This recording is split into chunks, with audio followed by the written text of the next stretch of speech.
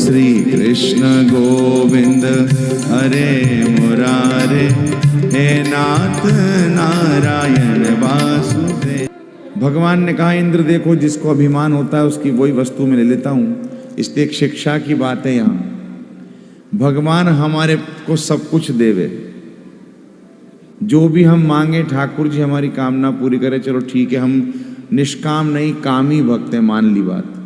जो मांगता मैं तुझसे बाबा वो चीज मुझको जरूर देना, मिले जमाने की सारी खुशियां मगर ना मुझको गुरूर देना।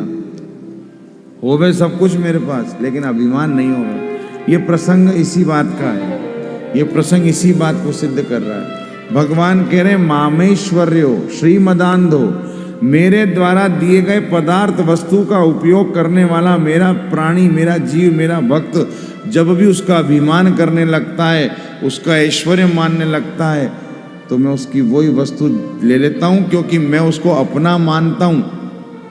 और वो अभिमान करेगा तो मुझसे दूर हो जाएगा। भगवान कह रहे हैं ये बात। इसलिए हमारे पास सब कुछ हो लेकिन हमें अभिमान ना हो। हम अपने ही वस्तुओं के, अपने ही कार्यों के, अपने ही ऑफिस के, अपने ही कंपनी के मुनीम बने रह जाएं। हमें अभिमान नहीं आवे कभी भी। और मैं आपको एक बहुत बढ़िया बात कहूं, जब भी कोई आपके भवन में आवे, अपने आप में अभिमान नहीं आवे, उसका एक उपाय है, थोड़ा थोड़ा फॉलो करना, समझ में आए तो, नहीं तो कोई बात नहीं।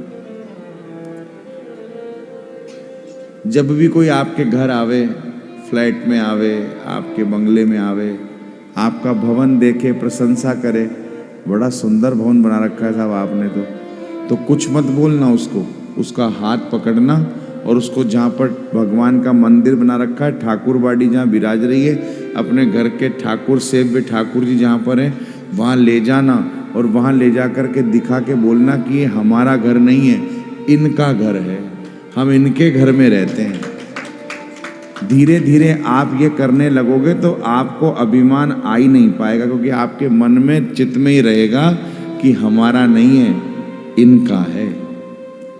लेकिन हमारी समस्या दूसरी है।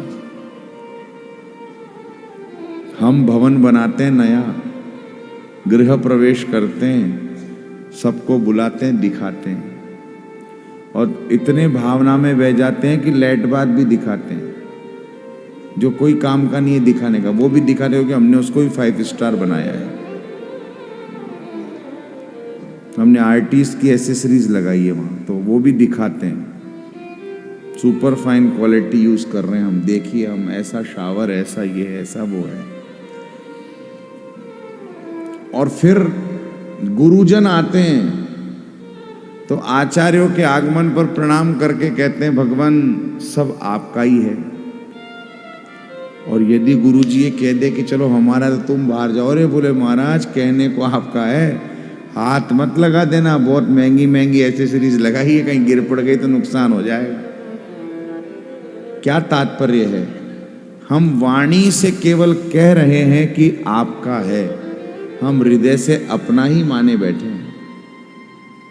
और जब तक यही प्रकल्प चलेगा तब तक गड़बड़ रहेगी, अंदर बाहर से एक होना पड़ेगा। जो हम वाणी से कह रहे हैं उसको हृदय से भी स्वीकार करना प्रारंभ कर दीजिए कि हे प्रभु, ये सबरी व्यवस्था आपकी है, आपकी दीवी है, ये आपका ही है।